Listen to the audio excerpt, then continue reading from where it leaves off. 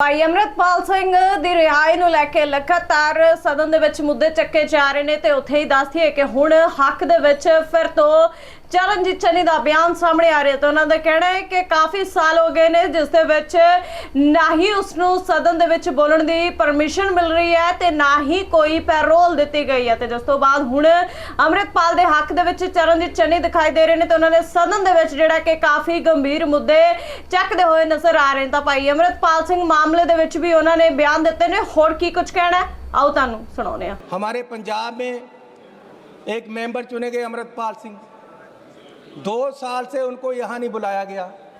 क्या ये स्पीकर साहब का दायित्व नहीं है? मैं चुनकर आया हूँ 2 साल से, मुझे आज तक मकान नहीं मिला। मैं इनके पास गया कि जी मुझे मकान दे दो। एक मकान मेरे नाम से रखा हुआ है, टूटा हुआ, उसमें रह ही नहीं सकता कोई। मैंने लिखकर भी दे दिया लेकिन आज तक मुझे नहीं दिया गया। बाहर जितना ये कम्प्लेक्स है सारा स्पीकर साहब के अंडर है। गेट पे कोई झगड़ा नहीं हुआ, एक थोड़ी स्कल में बंदा गिर गया मेंबर और एलओपी पे पर्चा हो गया। क्यों बार बार एलओपी को टारगेट किया जाता है? ये एलओपी का महक बंद नहीं किया जाता। ये देश की करोड़ों उस जनता का जो अपने बात यहाँ एलओपी के थ्रू रखने चाहते हैं उनका गला दबाया जाता है। माननीय चेयरपर्सन जी, मैं आपको बेनती करना चाहता हूँ कि चेयर निष्पक्ष होनी चाहिए। आज आप मुझे सुन रहे हैं, पिछली बार मैं बोला तो जगदम्बे जी बैठे थे, 10 मिनट मुझे मिले, 8 मिनट तो वही बोल गए, बोलने नहीं देते। कब तक हमें बोलने नहीं दिया जाएगा और आवाज़ दबाई जाएगी?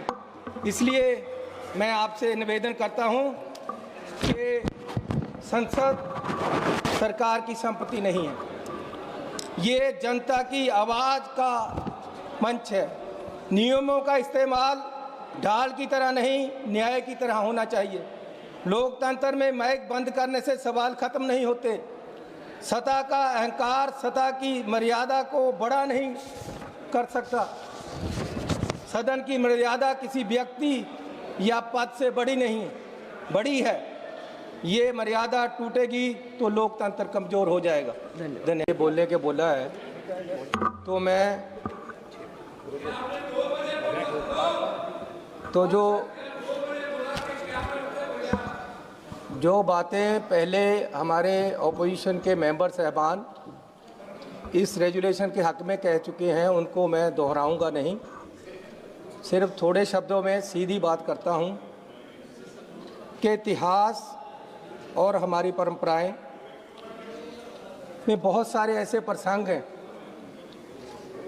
जो मर्यादा और न्याय का महत्व सिखाते हैं। आदरणीय मैडम जी, महाभारत में जब दुर्योधन ने द्रौपदी का चीरहरण किया तो वो एक खाली द्रौपदी का चीरहरण नहीं था, वो मर्यादाओं, सभ्यताएं और पूरी नारी जाति का अपमान था। और अगर उस समय के राजा धृतराष्ट्र, भीष्म पितामह, द्रोणाचार्य इस बात को रोकते तो महाभारत का युद्ध ना होता और कुरु वंश का नाश ना होता। यहाँ संसद में जो ऑपोजिशन की आवाज़ को दबाया गया, माइक बंद किए जाते हैं, ऑपोजिशन को बोलने नहीं दिया जाता, ये ऑपोजिशन की खाली आवाज़ का दबाव नहीं है, ये लोकतंत्र का वस्त्रहरण है। आदरणीय मैडम जी, ये मर्यादाओं का वस्त्रहरण है। ये देश की सभ्यता का जो हमें कानून दिया गया है उसका वस्त्रहरण है। अगर प्रधानमंत्री जी, अगर होम मिनिस्टर, संसदीय मंत्री जी